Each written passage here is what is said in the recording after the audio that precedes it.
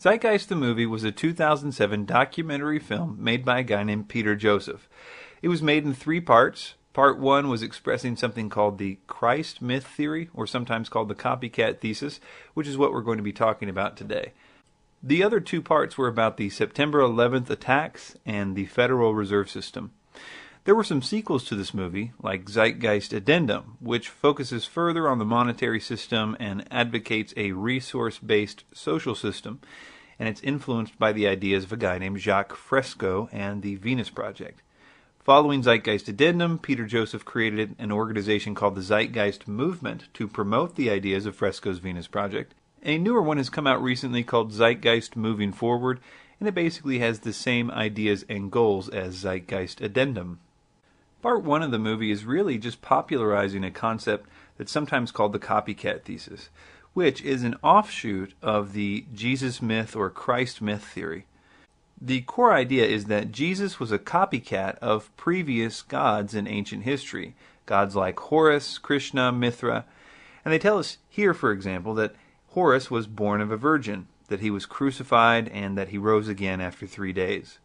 There is usually the idea that the Bible was written as a kind of allegory of astrological occurrences. That is, that the accounts of Jesus' life were really just about the sun's or certain constellations' movement in the sky. This is sometimes referred to as astrotheology. And in addition, it's often claimed that Jesus did not exist as a historical person in this theory. The film Zeitgeist has been seen over 100 million times around the world, according to their website. And this particular view was more or less also popularized by the film The God Who Wasn't There in 2005. So this is something that you're going to deal with if you haven't already, and it's good to be armed with some of the information that I'll be presenting today. I've offered a cash reward to anyone who can prove the claims that Zeitgeist makes with my website, zeitgeistchallenge.com. The website has been up since shortly after the film's release in 2007, and I've yet to receive a single serious submission to the Zeitgeist Challenge. The history of all this really goes no further than the 18th century. The term Jesus or Christ myth theory, also known as the non-existence hypothesis, does not have an exact and agreed-upon meaning, but has been used to describe various related concepts, such as Jesus originally being an allegorical myth. In order to talk about the origin of the copycat thesis that Zeitgeist promotes, we need to first talk about the origins of this theory, and the idea that Jesus did not exist as a historical person. I find it humorous, and I hope you can see the humor in this too, that the first questions of whether or not Jesus existed came during the Enlightenment period of the 18th century. To say it another way, 1700 years after Christ is when the first idea that Christ didn't exist as a historical person started. Now, isn't that exactly the opposite of how it should go? I mean, if it was true that he really didn't exist. Because the information that Jesus didn't exist would have been music to the ears of, say, the Jewish authorities in the AD era, who were losing converts left and right to Christianity.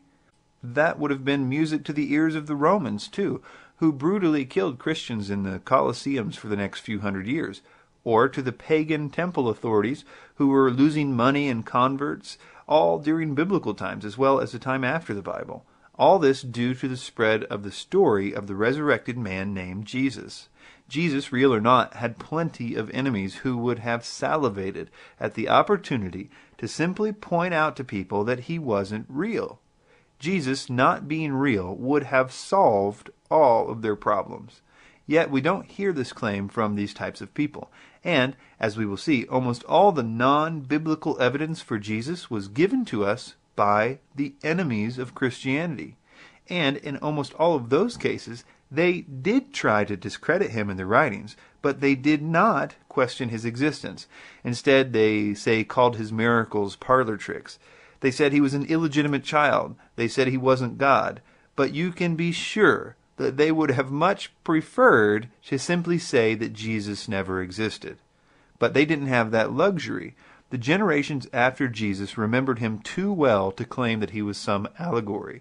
It would be like if I tried to convince everyone here that Abraham Lincoln didn't exist. Nobody would buy it. It's only been about 150 years or so since he died. there are probably still people who remember their great-grandparents' stories about him. Maybe they even met him. A story like that would have to wait another 1,600 years or so for all the evidence to totally disintegrate. Then I might be able to get some people to take it seriously. But too many people nowadays have been affected by the life of Abraham Lincoln. Imagine if Abraham Lincoln went around making crippled people walk and blind men see and raising men from the dead. So, the primary forerunners of the Jesus myth theory are identified as two French philosophers, Charles-François Dupuy and Comte de Volney. These guys borrowed from each other's work, but they basically couldn't get their story straight.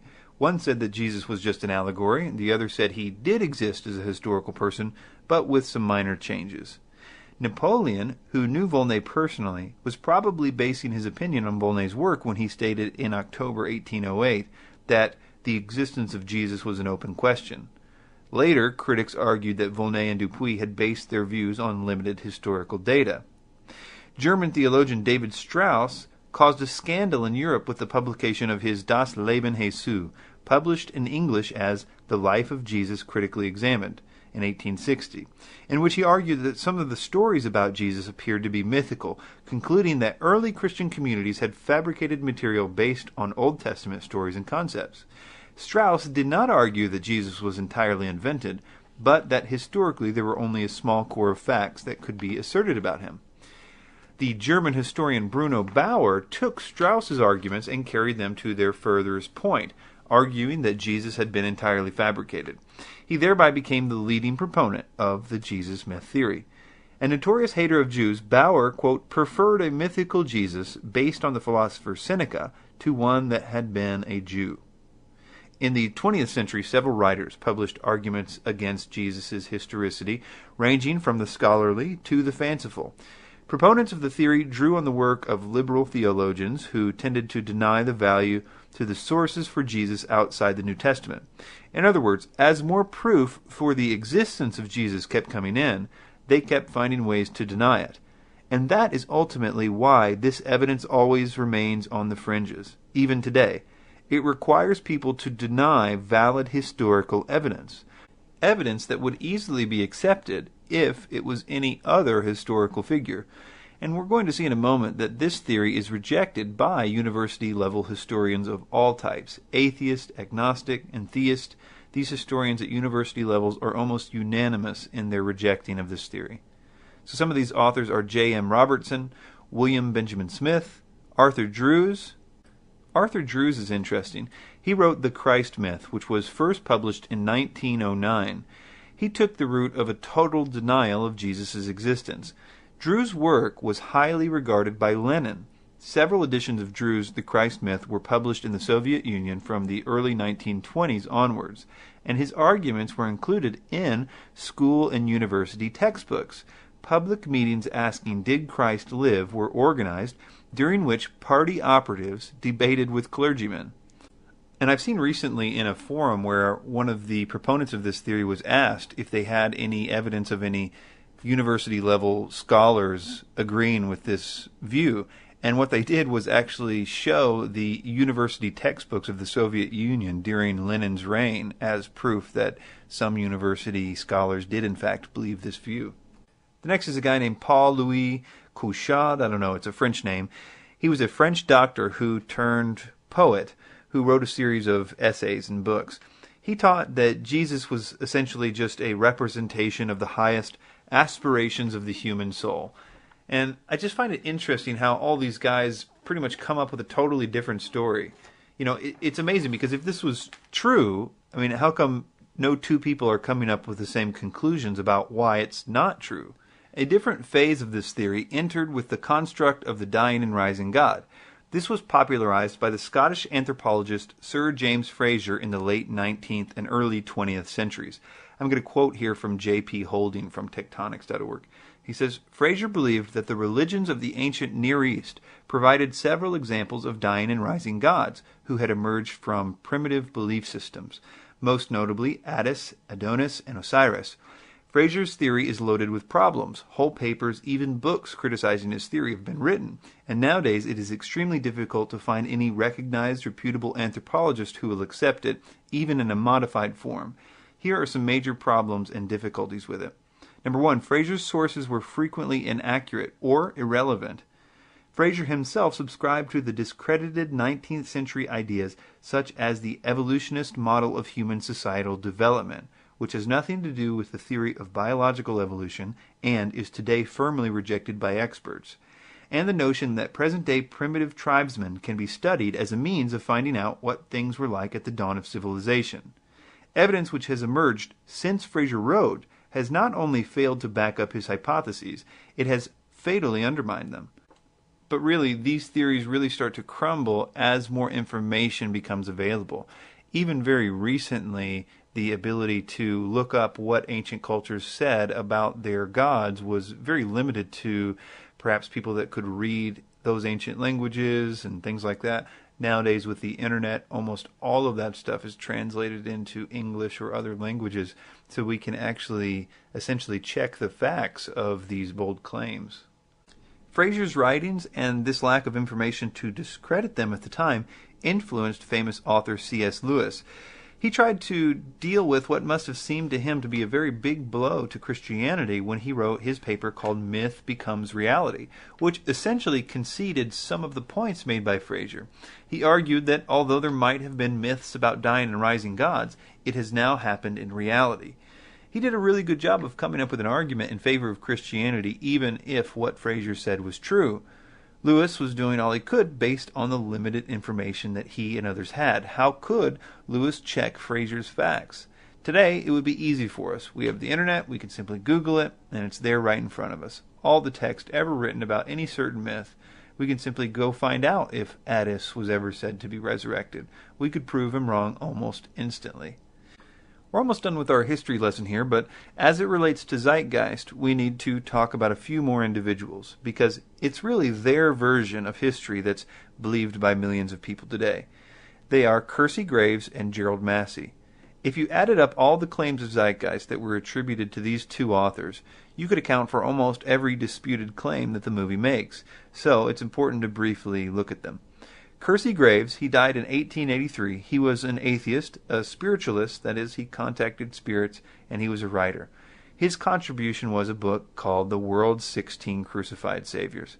Despite his having no qualifications in anything to do with his claims, he simply tells us that there were 16 myths who had the exact same characteristics as Jesus. He makes claims like Krishna, the Indian deity, was born of a virgin. He says Krishna had 12 disciples, was crucified, rose on the third day, and ascended into heaven. What's interesting is that even people that want to believe this theory recognize that you can't trust Kersey Graves. A good example of that is Richard Carrier. He's a historian, he's an atheist, and he's a person that believes in the Jesus myth theory. But he says this about Kersey Graves. He says, quote, "The world's 16 crucified saviors, or Christianity before Christ, is unreliable, but no comprehensive critique exists. Most scholars immediately recognize many of his findings as unsupported and dismiss Graves as useless. After all, a scholar who rarely cites a source isn't useful to have as a reference, even if he is right. In general, even when the evidence is real, it often only appears many years after Christianity began, and thus might be evidence of diffusion in the other direction. Another typical problem is that Graves draws far too much from what often amounts to rather vague evidence." Carrier then goes on to list 10 problems with Kersey Graves' work. I won't read them all here, but the first two say Graves often does not distinguish with his opinions and theories from what his sources and evidence actually state. Number 2, Graves often omits important sources and evidence, and he goes on with 8 more reasons why to disregard Graves. Another person that disregards Graves is a guy named Brian Fleming, who was the director of The God Who Wasn't There in 2005. He cautioned against using Graves as a source due to his lack of scholarship and unreliability of his claims. Graves' work has influenced the Christ Conspiracy and the Sons of God by Acharya S., who was the source for Zeitgeist. He's also used as a source for the Da Vinci Code, which kind of gives you an idea of how accurate the Da Vinci Code is. When Graves does make citations, it's often to Anacalypsis, which was a book by a guy named Godfrey Higgins, who died in 1833. And his book is full of claims that either are undocumented or come from sources whose credibility is completely unknown in this time. And that is from J.P. Holding. Even the author Godfrey Higgins' editor admits that Higgins was criticized by scholars who, quote, felt that amateurs had no place in their special fields. So even in his own day, Higgins was obviously considered unreliable by his peers. He makes claims like, quote, Jesus was black and went to Italy, which is why we see black infant Christs in Italy? For you conspiracy theorists like me, you're going to find it interesting that Higgins was a Freemason and a chosen chief Druid, which, by the way, is the same title we're going to find given to Gerald Massey, the other Zeitgeist source that we're going to look at next. Another connection to theosophy is through Higgins and Helena Blavatsky. Helena Blavatsky cited both chosen chief Druid Higgins and chosen chief Druid Gerald Massey in her works, which became the foundation of the New Age movement. So let's look at the other chosen chief Druid, Gerald Massey. Gerald Massey, born 1828, was an English poet and a self-educated Egyptologist, and he was born in England. I found it really interesting while doing this research that, just like Kersey Graves, Massey was also very interested in spiritualism, that is, speaking with disembodied spirits. And they both wrote books about it, but Massey wrote quite a lot about it. Here's a few quotes from Massey about his contact with spirits. He says, quote, my own hand impelled to write messages without any volition of mine. He's talking here about the New Age practice of automatic writing. That is when a spirit takes over your body and begins to write messages with your hand. Another quote, this is him speaking of himself in the third person. He writes, he had frequently, in pursuing the work, been referred by the spirit to books thoroughly unknown to the medium or himself, and on searching up the volumes had found therein the corroborating proof promised. So here he's saying that whenever he had a question, the spirits would tell him where the book is, and he goes and looks up that book, and sure enough, there's the answer to his questions.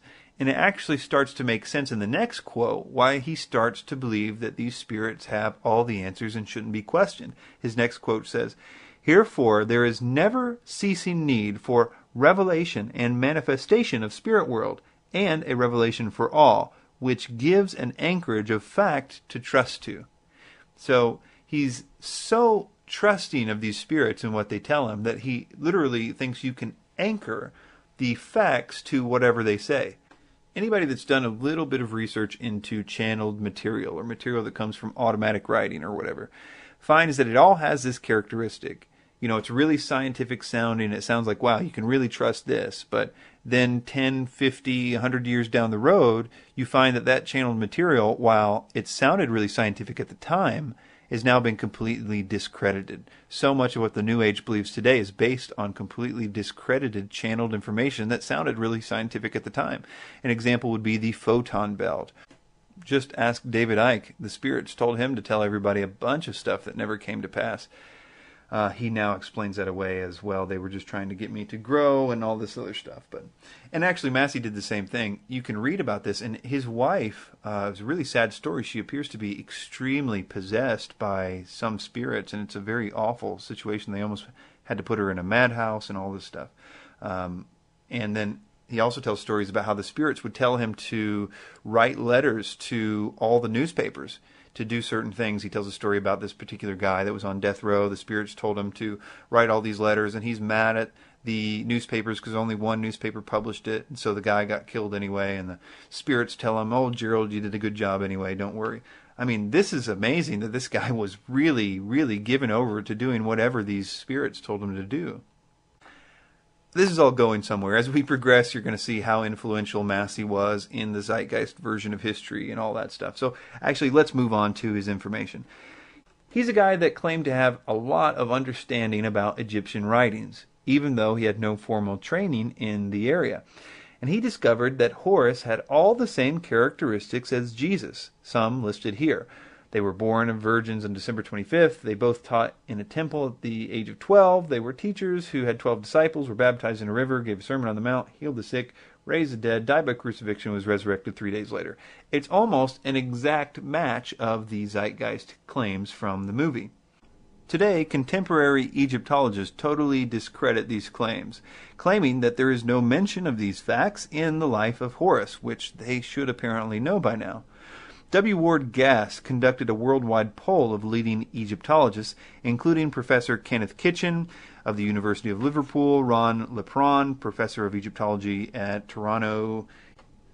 Lots of credentials there, but basically this poll was to verify if there was any academic support for these claims.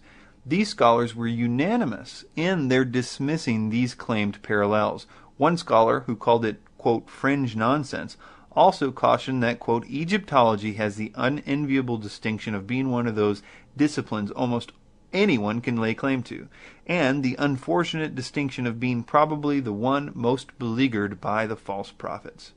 Despite this, people still believe that Massey was like the only guy who got it right. And the reason no modern Egyptologists agree with him is because there is a conspiracy. When the real answer is that during Massey's day, the Rosetta Stone was only recently translated. Today, so much more is known about the Egyptian language. I mean, if you want to prove that theory, you have a tough time in regards to motives, because they have to prove essentially that there is a conspiracy among all Egyptologists to disregard Gerald Massey, as opposed to just Gerald Massey being wrong. They have to essentially say that either all Egyptologists are Christians and there's a big Christian cabal, or that all Egyptologists are trying to defend Christianity at the very least, which is totally far from the case. If you want to talk motives, however, you don't have to read much of Massey's writings to find out how much he loathed Christianity. He called it a virus. And Christianity massively conflicted with his belief that the spirits he was in contact with were good spirits. And it would have also dramatically conflicted with his Druid beliefs and practices. So you don't have to be a super genius or anything to postulate what might be happening here. Another guy that needs to be mentioned here is Edward Carpenter. He was a member of the Fabian Society, for all you conspiracy folks. He will also provide a link to Theosophy, which we will briefly touch on later. Of interest to us now is that he wrote a book on the Christ myth called Pagan and Christian Creeds. He was born 1844, was an English socialist poet, socialist philosopher, and anthologist, which basically means he was a collector of short stories and poems. He was also an early gay activist. In other words, he had no training whatsoever in the fields of anthropology, ancient religions, archaeology, or ancient languages. In fact, of his 32 works, Pagan and Christian Creeds was the only book of its kind. He mostly wrote on issues of art, gay activism, or social issues. I mention him here for a few reasons. One is because Acharya S., the main source for the Zeitgeist films, admits that her sources are mostly Massey and Carpenter, and it is my belief that that is where the Zeitgeist idea came from almost directly.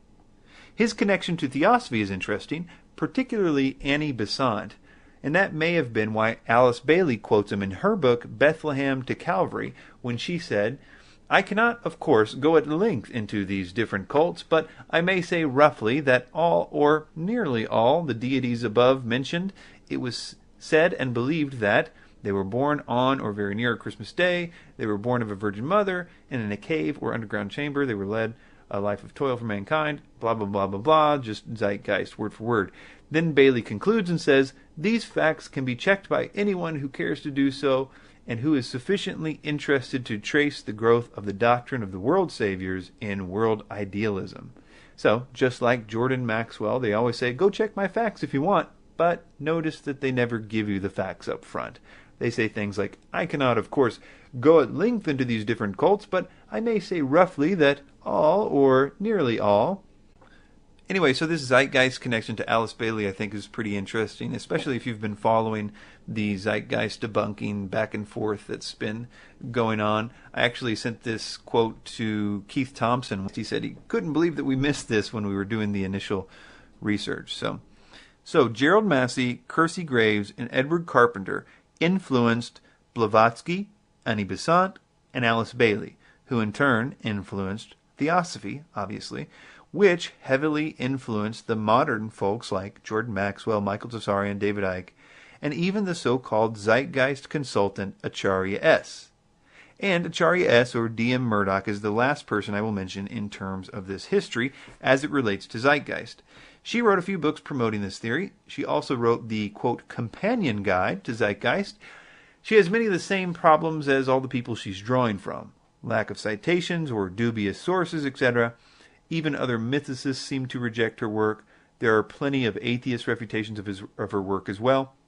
And we are going to look specifically at her recent responses to many challenges when we get into this.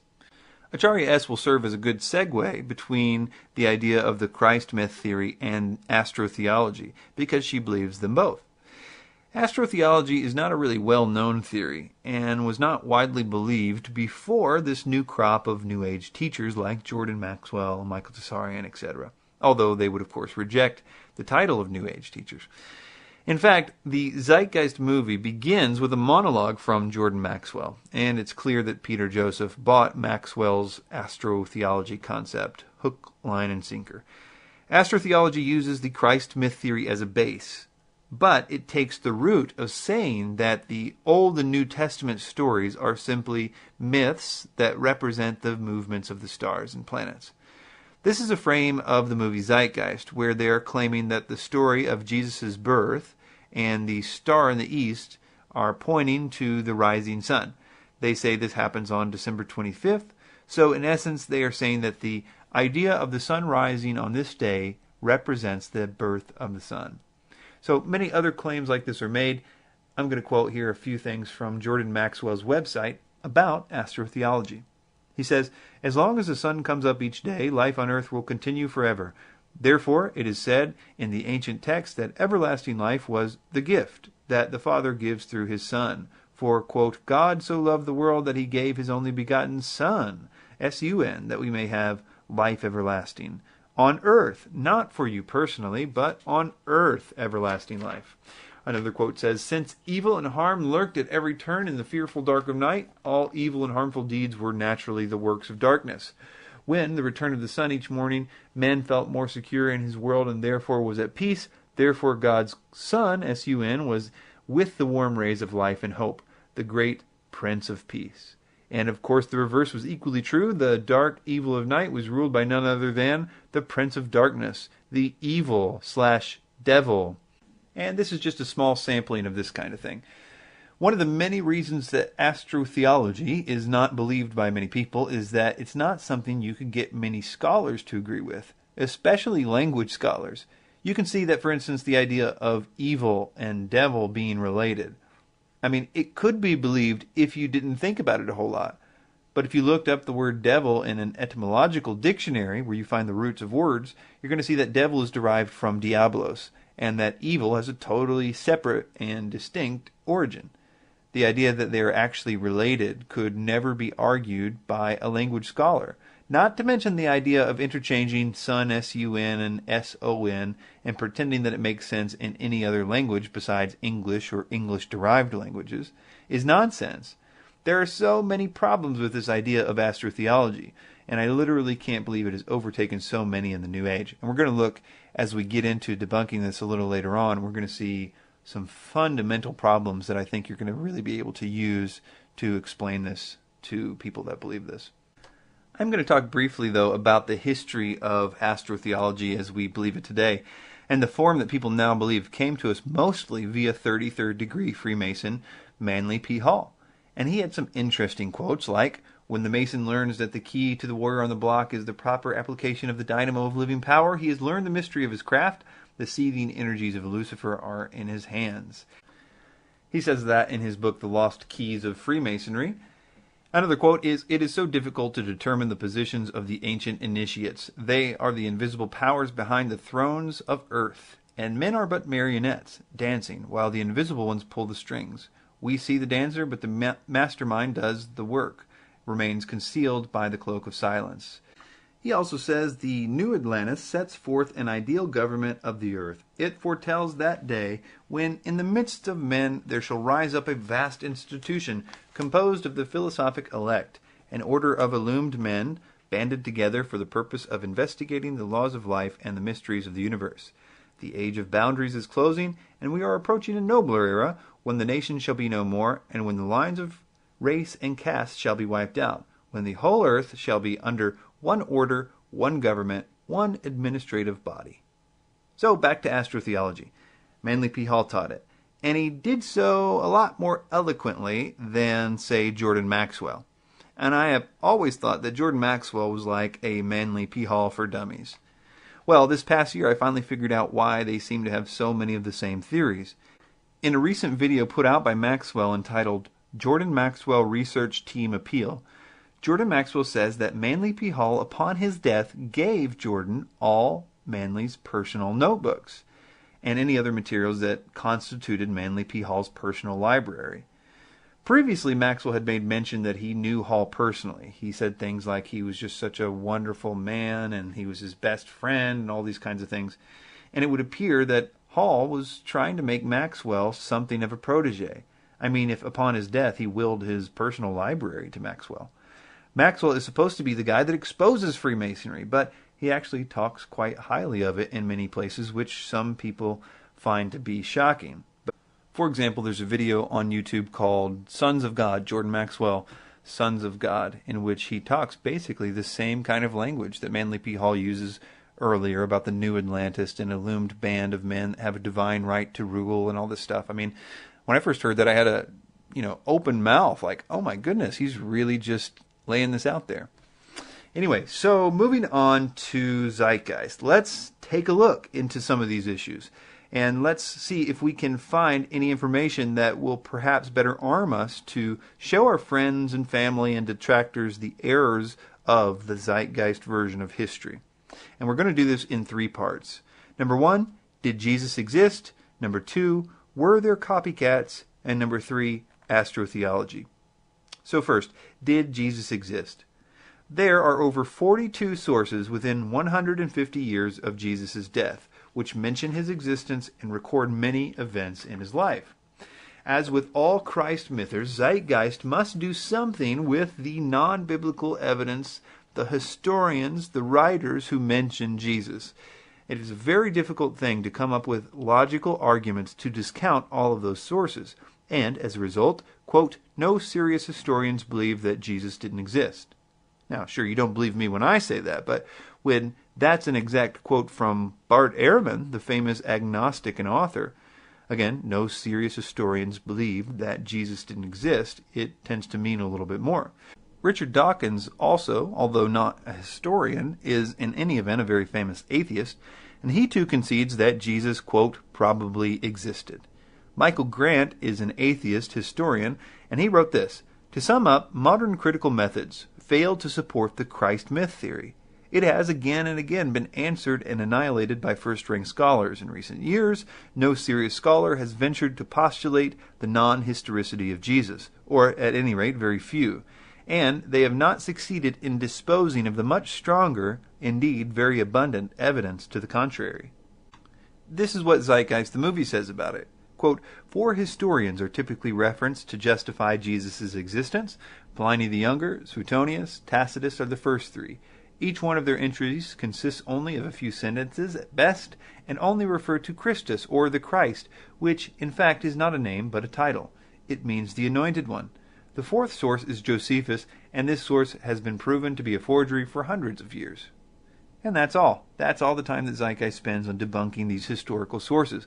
They don't go into any detail. They simply give these 4 reasons as to why we should discount the evidence.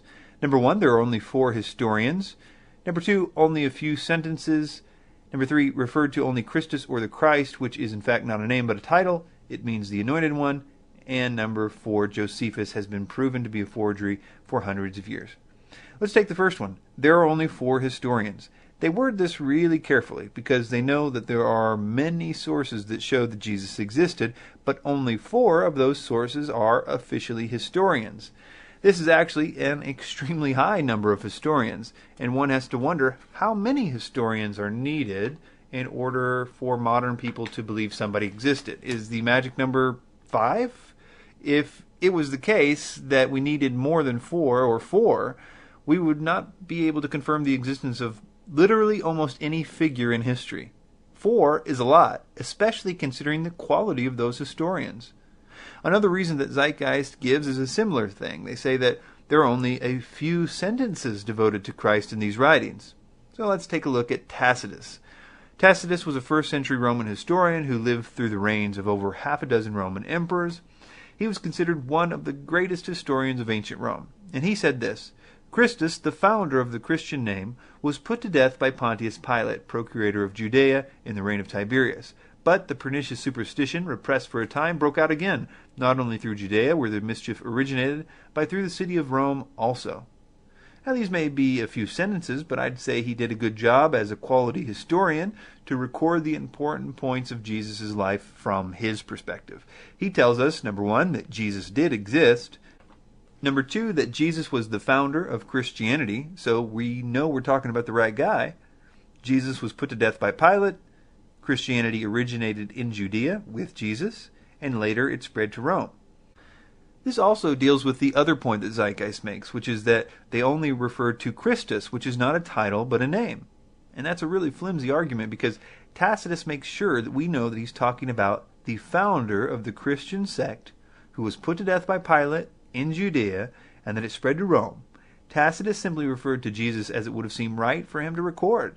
All these people called Christians, get their name from the founder called Christ, which, whether or not he knew that it was a title in Hebrew, is irrelevant. If he was speaking of another guy who was named Christ, who was put to death by Pontius Pilate, who was the founder of a religion named Christianity in Judea that spread in large numbers to Rome, then it would be a pretty big coincidence if he was talking about another guy.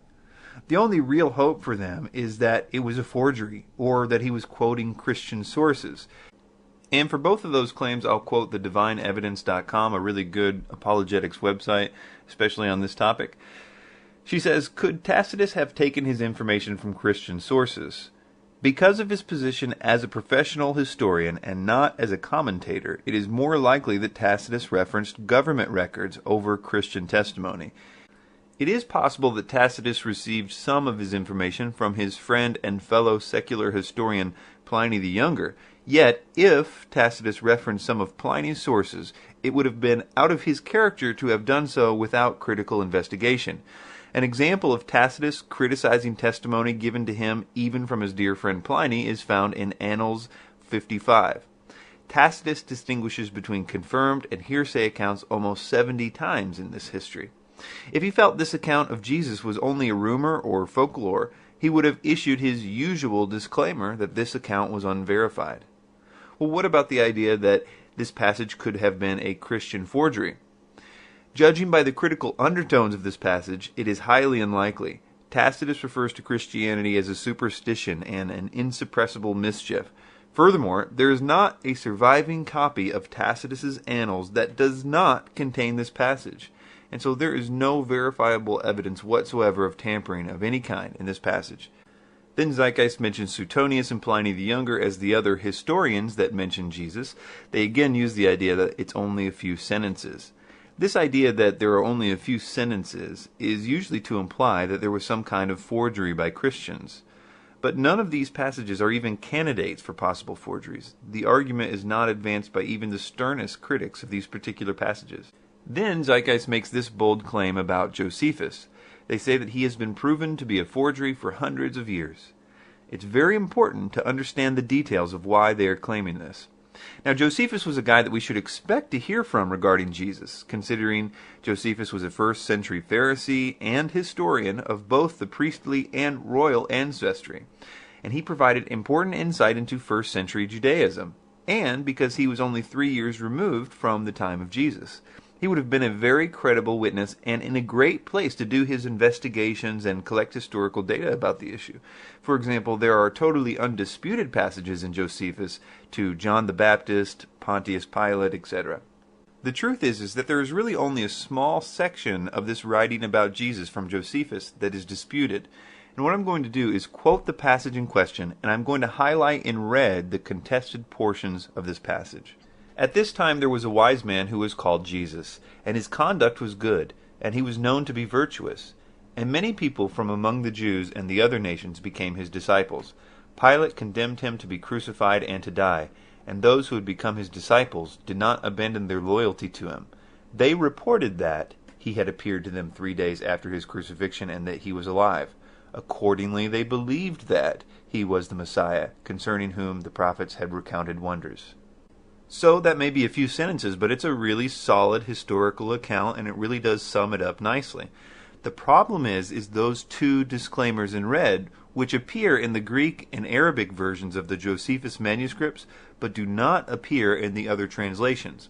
In other words, some manuscripts do not contain the words, "they reported that," as in, they reported that he appeared to them 3 days after his crucifixion. Accordingly, they believed also doesn't appear in the other manuscripts, so it simply says he was the Messiah, as opposed to they believed he was the Messiah. Josephus was not a Christian, so it would be very doubtful that he would not give the usual and necessary disclaimers like they reported that and they believed that, as it appears in the Greek and Arabic versions. Therefore, if there was forging, it was probably by erasing those disclaimers as opposed to adding words. So again, if there was forging, the existence of Jesus was not the focus of that forging. The focus was on him being the Messiah and on his resurrection. But even if you decided to throw this whole passage away, there's still a big problem for Zeitgeist regarding Josephus. There's a second passage given to us by Josephus, and it is not surrounded by as much controversy. In Antiquities, Josephus says, "So Aeneas assembled a council of judges, and brought before it the brother of Jesus, the so-called Christ, whose name was James, together with some others, and having accused them as lawbreakers, he delivered them over to be stoned." It must be noted that no copy of Antiquities has ever surfaced without the above quote quoted just as it is. Interesting here is the so-called Christ statement, rather than the Christ. This reference shows that Josephus was not condoning the belief, but simply documenting it. So it lends evidence to the other passage's proper reading as well.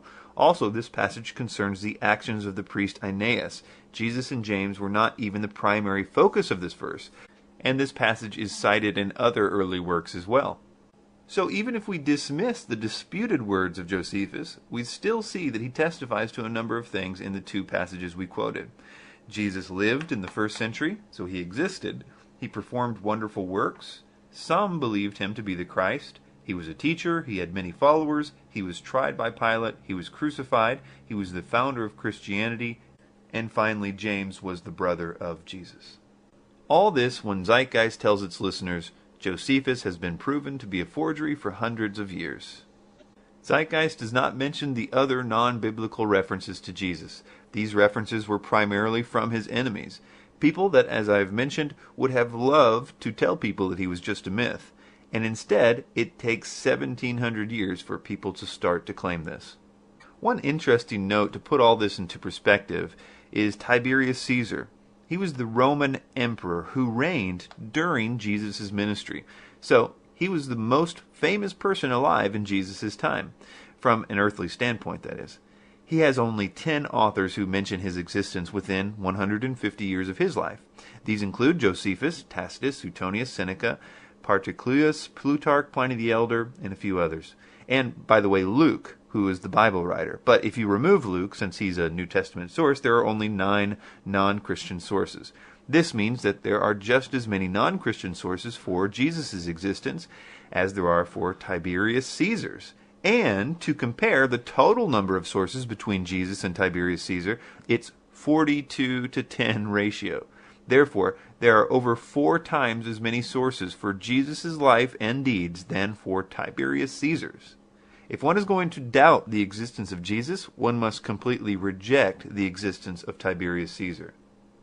In addition, I think the idea that Christians can't use the New Testament as evidence for the existence of Jesus is mostly kind of like Christians playing nice and sort of tying one arm behind their back to give the opposing side a fair fight, because Christ's existence is established clearly by the primary documents of the New Testament.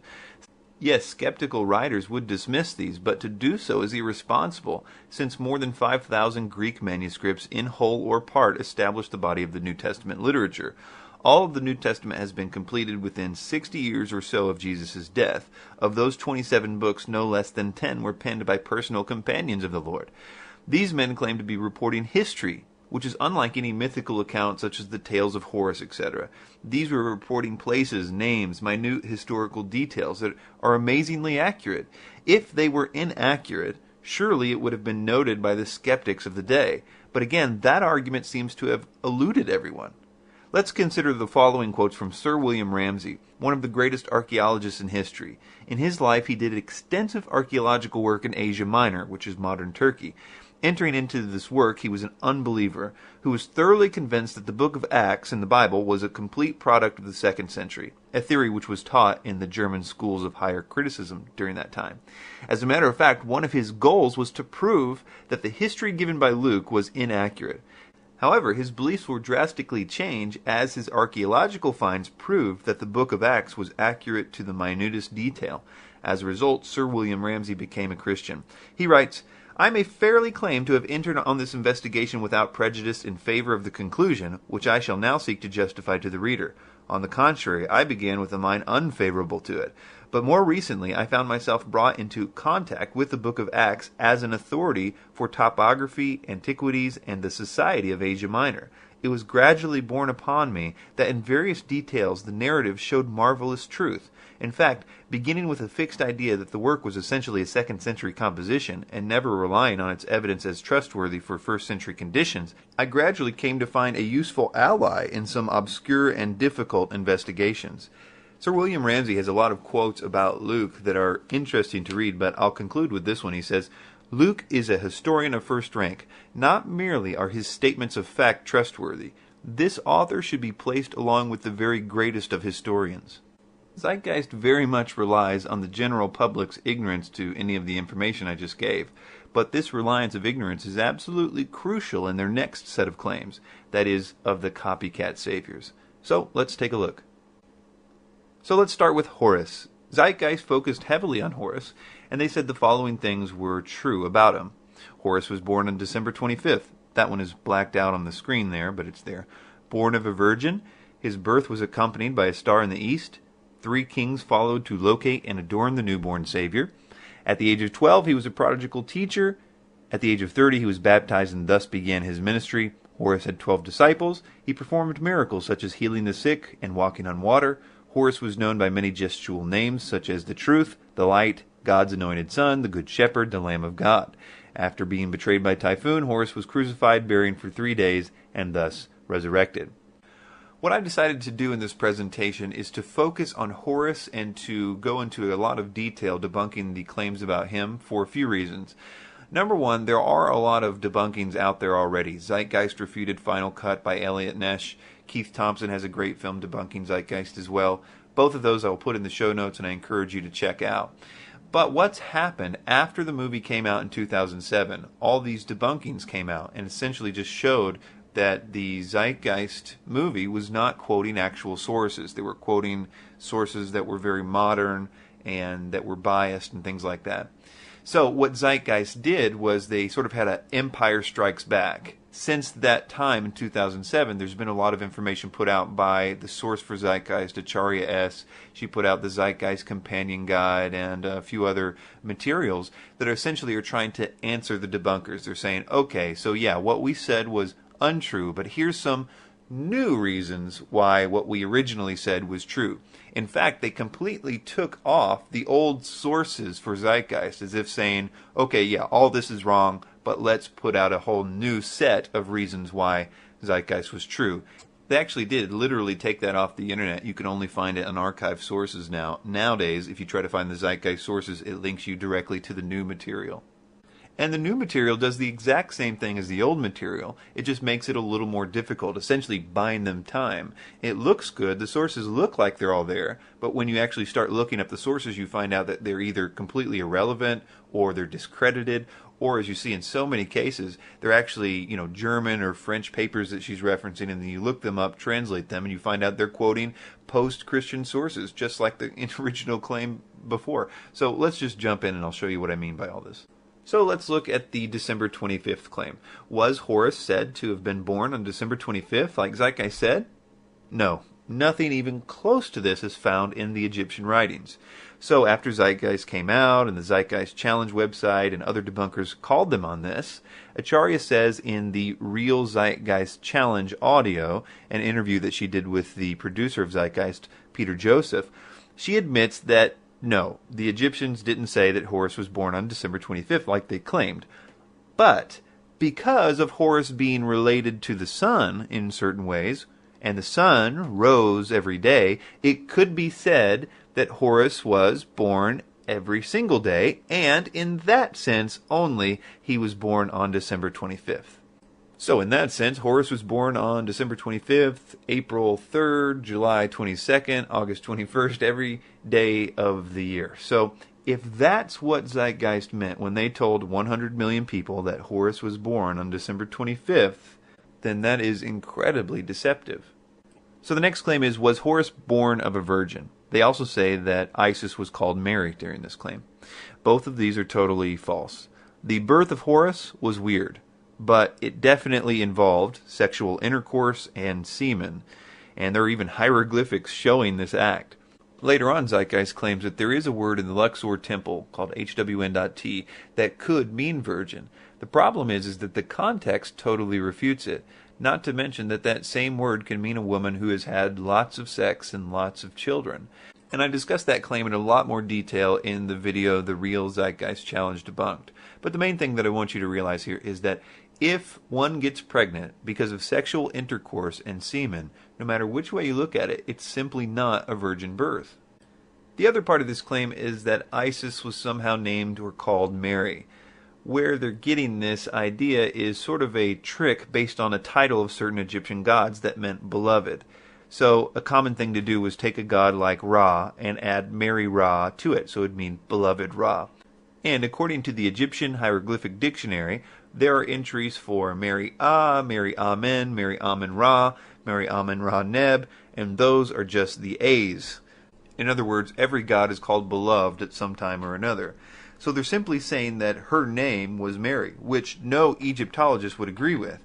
And even if you interpreted this as a title or a name, it would necessitate you saying that the real name for every Egyptian god was Mary. And this makes Zeitgeist's claim that Horus was born of a virgin named Mary nothing but incredibly deceptive.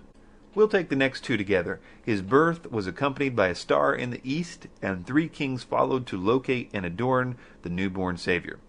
To back up this claim, Acharya quotes Gerald Massey, who says the following: "The star in the east that arose to announce the birth of the babe Jesus was Orion, which is therefore called the star of Horus.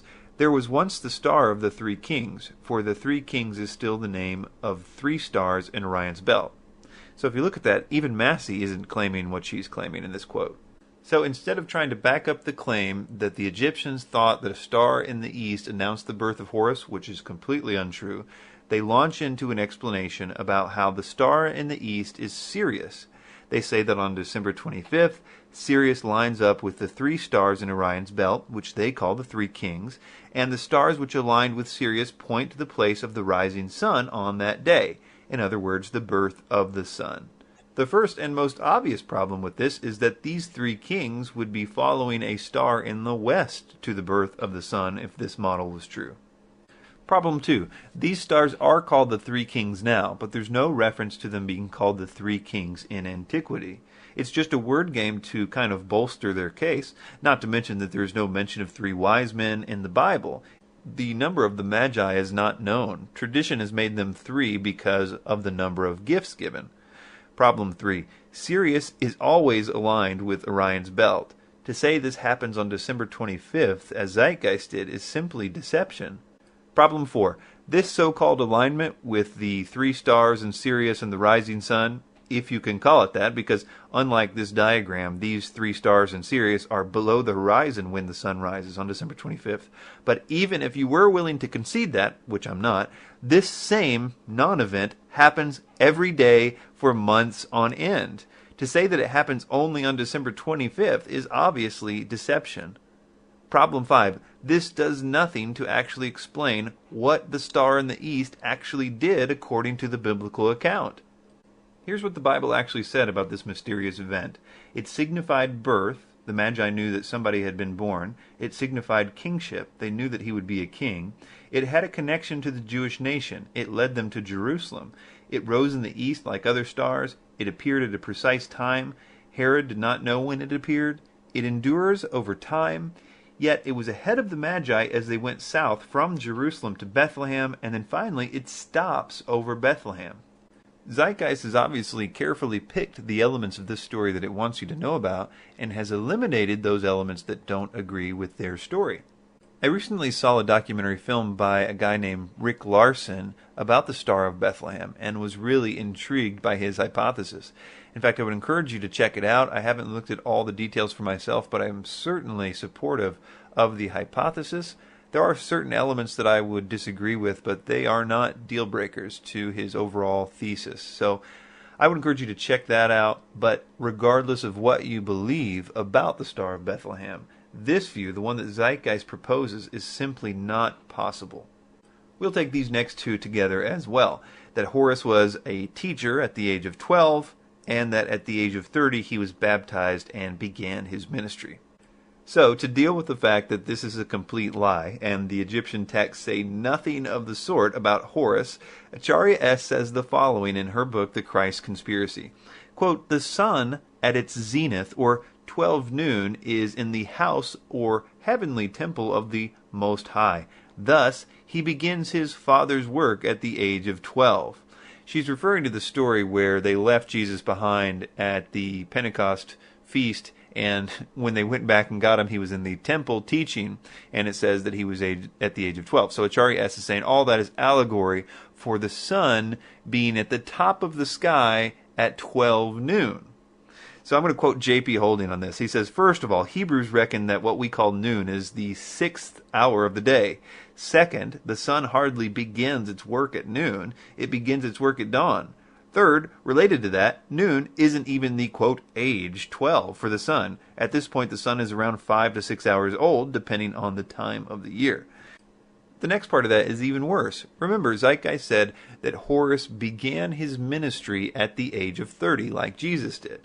And in the complete absence of any Egyptian writing saying that Horace began his ministry at the age of 30, she then says this: "The sun enters into each sign of the zodiac at 30 degrees. Hence, the Son of God begins his ministry at the age of 30. KingDavid8.com says, "This is just a similarity of the number 30. How does a degree equal a year? Does it take a year for the sun to move a single degree? Of course not." And again, all of this falls on its face if you realize the simple point that sun, S-U-N, and S-O-N only rhyme in English and English-derived languages. They certainly wouldn't be the same in Hebrew. And this is Acharya S.'s response to that. She says, the bottom line is that even if we do not accept the etymology, the fact will remain that the assertions that the sun, S-O-N, of God and the sun, S-U-N, of God represents a clever play on words which reflects reality within the world of mythology. Oh, I see. It's just a clever play on words that reflects reality.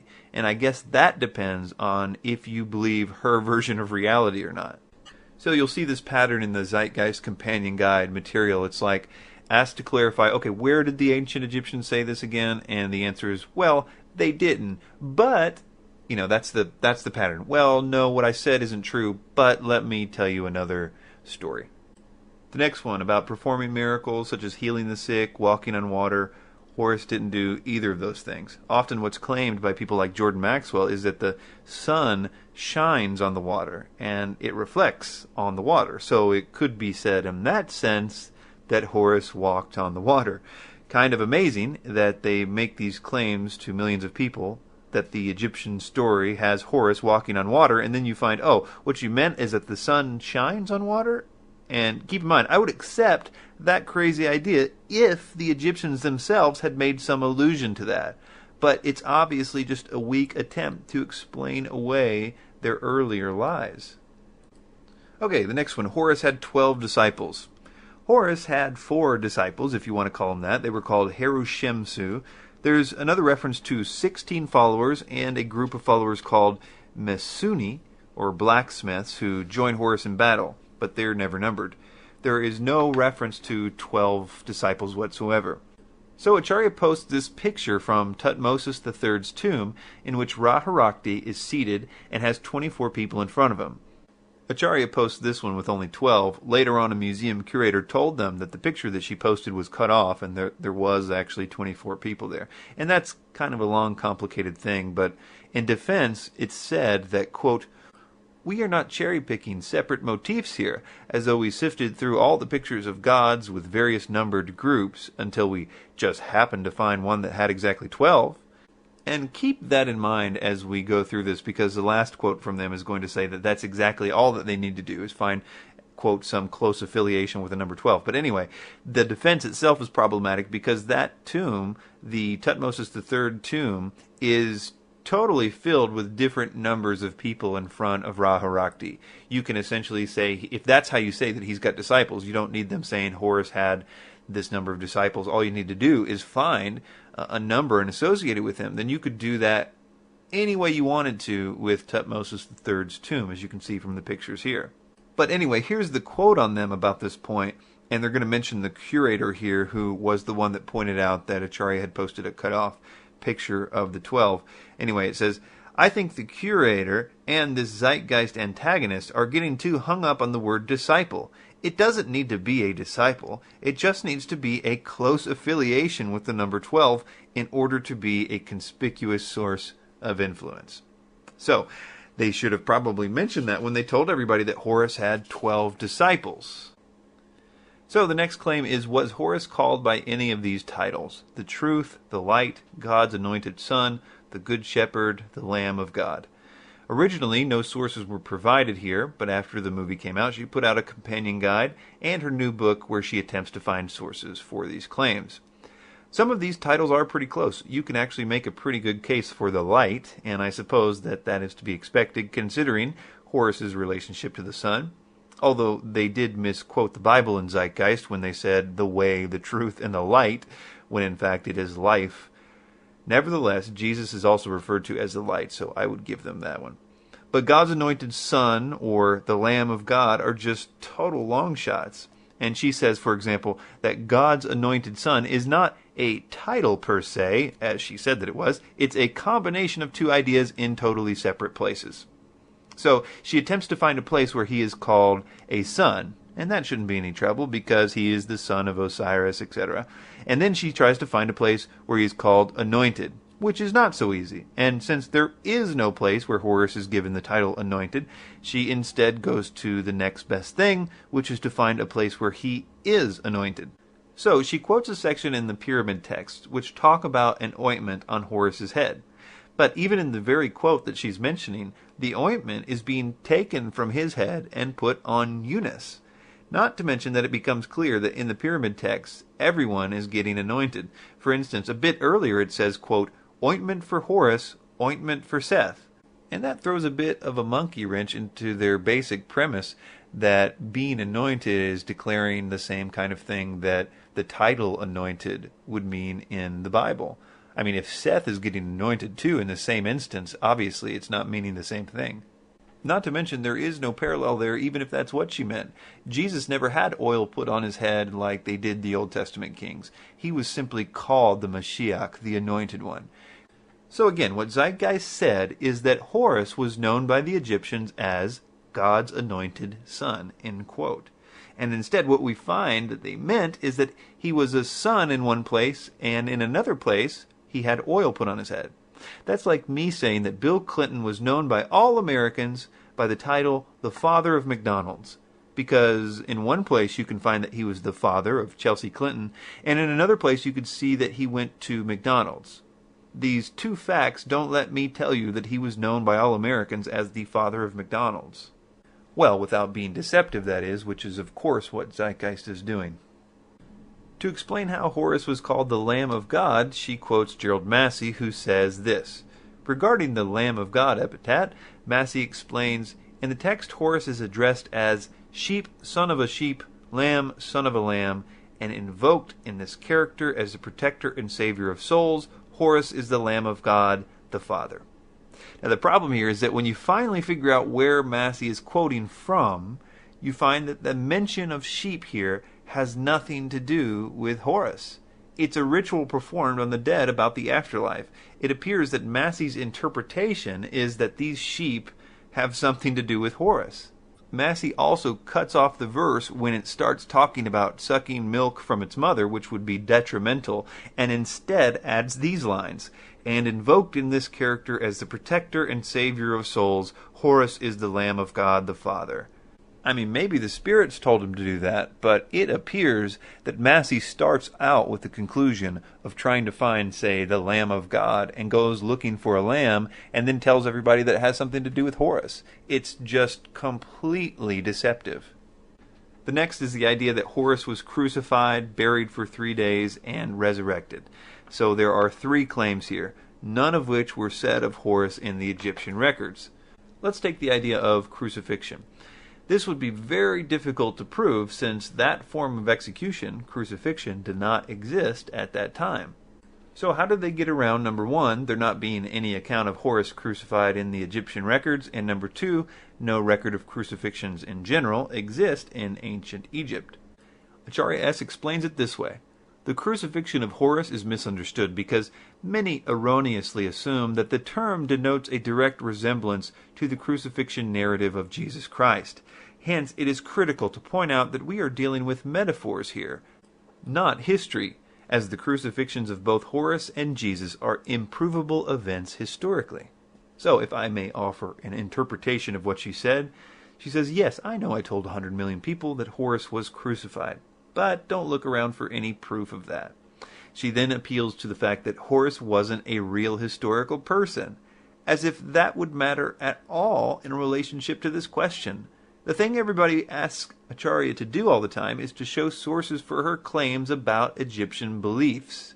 And that has nothing to do with the realness of Horus. The question is, did the Egyptians claim in their writings anywhere that he was crucified? It's like if I stood up and told you that the Egyptians wrote that Horus was a 40-foot tall gorilla, and you rightly asked, where did they say that? And I said, duh, Horus wasn't a real person. I get to claim whatever I want to about it. It is a really lame argument, to say the least, and she uses the same argumentation in various ways in her companion guide. So now that she has established that she can provide anything that she wants as proof that Horus was said to be crucified, she says the following. The issue at hand is not a man being thrown to the ground and nailed to a cross as Jesus is depicted to have been, but the portrayal of gods and goddesses in cruciform, whereby the divine figure appears with arms outstretched in a symbolic context. She also shows this picture on the screen, and she quotes an Egyptologist who says the following. Horus shows himself in the image of the hawk whose wings span the sky. Now remember again what Zeitgeist claimed. Horus was crucified, buried, and 3 days later resurrected. 100 million people believe that Horus was crucified to death and raised 3 days later, and this is what they meant by that? She has a few other equally ridiculous arguments, such as this idea of a Jed pillar, which I cover in the Real Zeitgeist Challenge Debunked video. Now, in regard to Horus's rising after 3 days, she also has to get pretty tricky. She cites another author who cites another author, and when you track that one down, you find that, number one, they're quoting from Plutarch, who is not only post-Christian, but even known by Plutarch scholars to deliberately deceive in this area of supposed parallels. It also doesn't help that he is a priest of Delphi, which is the mystery religion Greek form of Horus. So you could say that that was a bit of a bias as well. But nevertheless, when we track down this specific reference, we are taken to a German book by R. Reichenstein called Die Hellenistischen Mystery Religion. And in English, that means the Hellenistic Mystery Religion. So already we know that whatever this guy Reichenstein says is not speaking of what the Egyptians believed, but rather what the Greek mystery religions believed about Horus many, many hundreds of years later, and in fact after the time of Christ. And this particular method of Acharya S comes into play so much with debunking Zeitgeist. So many of the claims that Zeitgeist makes are about gods like Mithra and Attis and all these gods that originally had pre-Christian forms. But the Roman mystery religions revived these old stories because Rome was kind of a melting pot where everybody came from the various cultures. They took their stories to Rome, and Rome would give them new characteristics. And this was often after the time of Christ, so the new characteristics obviously were influenced by Christianity. So as if we didn't need any more reason to dismiss this idea that this comes from a post-Christian mystery religion instead of actual Egyptians' writings about Horus, we find even more reason to dismiss it because her source, Reichenstein, is a scholar who is known to be wrong on the very issue that he is being used for here. The Yale University Library website says of him, Boussaint, then Reichenstein, along with Bultmann, were notable for promoting theories of pre-Christian Gnosticism and the influence of Gnosticism on the New Testament. Modern scholars now reject these theories while acknowledging that many of the features of later Christian Gnosticism can be drawn from pre-Christian Jewish and Hellenistic roots. In other words, Gnosticism borrowed from Christianity, not the other way around. And many elements of Gnosticism were borrowed from Judaism, which has many of the same themes and elements as Christianity, obviously.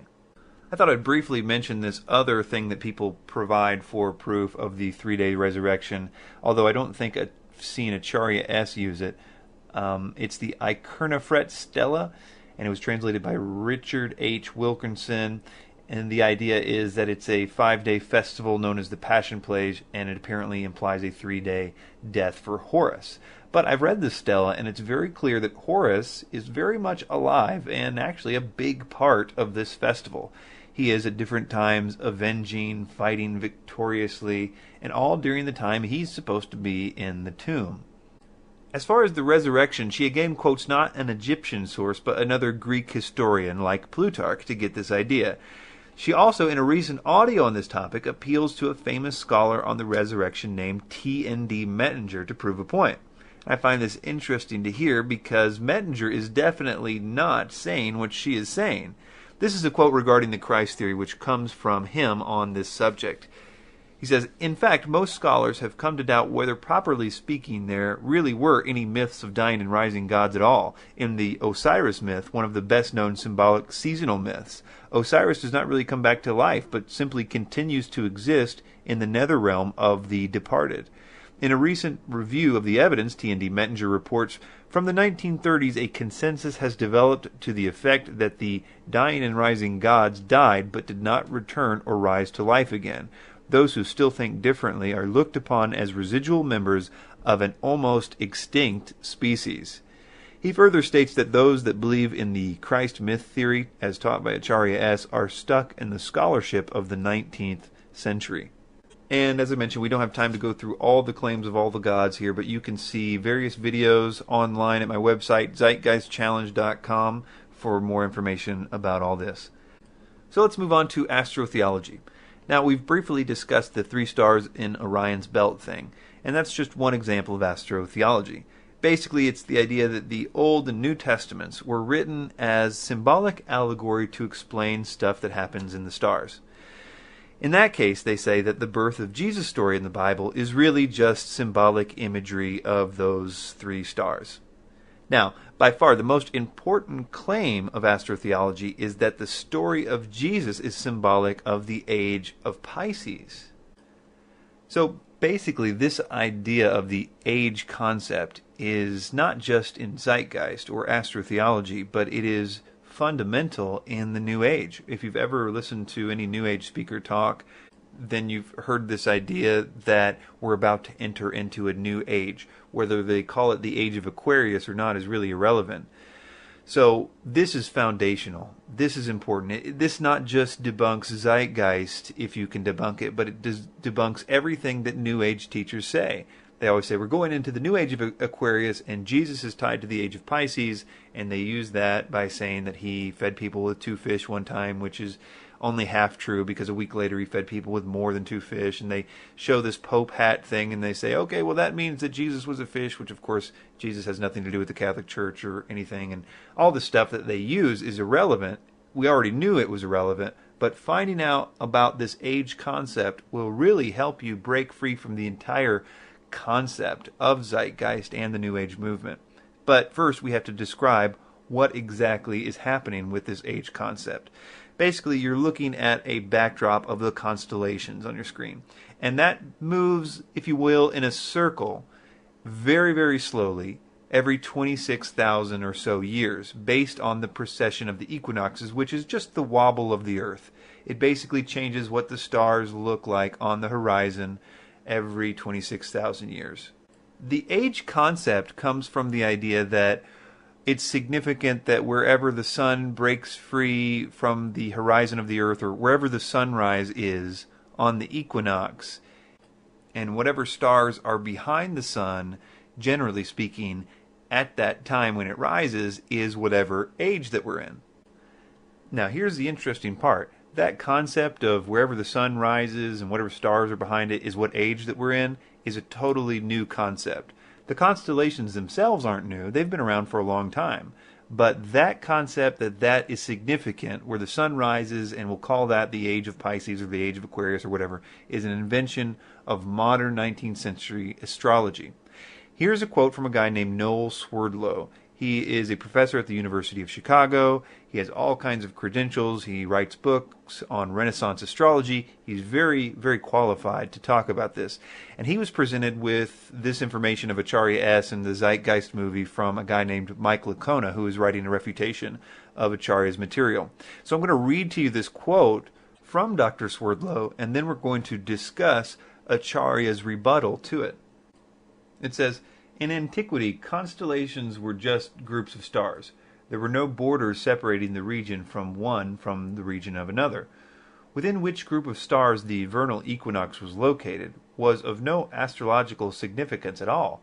The modern ideas about the age of Pisces or the age of Aquarius are based upon the locations of the vernal equinox in the regions of the stars of those constellations, but the regions, the borders between those constellations, are completely modern conventions of the International Astronomical Union for the purpose of mapping, and never had any astrological significance.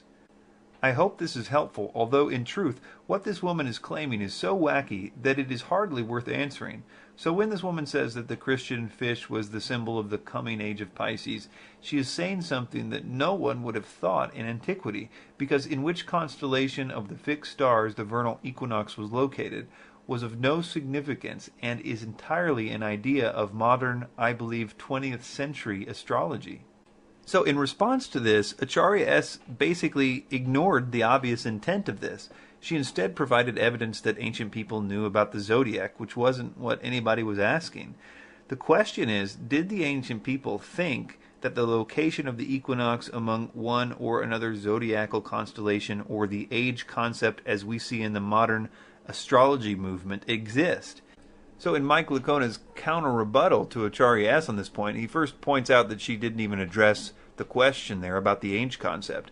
And he also uses a source that she quotes, one Dr. Edwin Krupp, to support her idea that the ancient people knew about zodiacal constellations, which of course everybody would agree with. So Licona uses her own source and contacts him about Swerdlow's point and asks him what he thinks about it. And this is what her source said. Professor Swerdlow is well informed on the ancient history of astronomy and astrology, and his report to you reflects current scholarly opinion formulated by textual evidence. Although people have traditionally projected terrestrial concerns and priorities onto the sky and celestial myth, the detailed astrological mapping your opponent advocates, speaking of Acharya S., is not supported by evidence, and certainly cannot be tracked back 2 millennia or more as described. So what he's saying is that these people that say the New Testament was just about the age of Pisces and trying to tell people about that is completely bogus. It's literally an impossibility that ancient peoples would have even thought of that. I honestly don't think that you can overemphasize this. This idea that the age concept is a modern construction is a major blow to New Ageism and occultism of all types. These people have simply been deceived. In my talk about the New Age and the Antichrist, I explain a clear motivation for this age concept and why it is so pushed on the public. So, in conclusion, we looked at the evidence of Jesus' existence, we looked if there were copycats in ancient history, and we finally looked at the concept of astrotheology. Zeitgeist is a modern delivery method for an old lie. And it causes a lot of people to ask questions, and it's good. Questions are good. Never run from questions. If what you believe is true, then there's nothing you need to fear. And if what you believe is not true, then you don't need to believe it in the first place.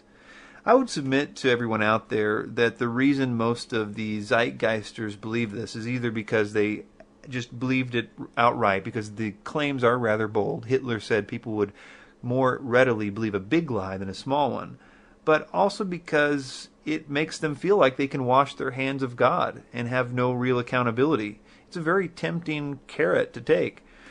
But of those people, there's always a few that would go wherever the evidence leads. And it's that kind of person, if you have them in your family or in your class or at work or online, then you simply have to help them. They are kind of the diamond in the rough. They're kind of rare. Don't simply tell people that it's false. Show them why it's false. Take the time to do this. Put together an email or a blog or a video or a PowerPoint for them, and you're going to learn a whole lot, and you're going to be prepared when it comes your way again, which I promise is going to be a lot more often. Thanks for your time.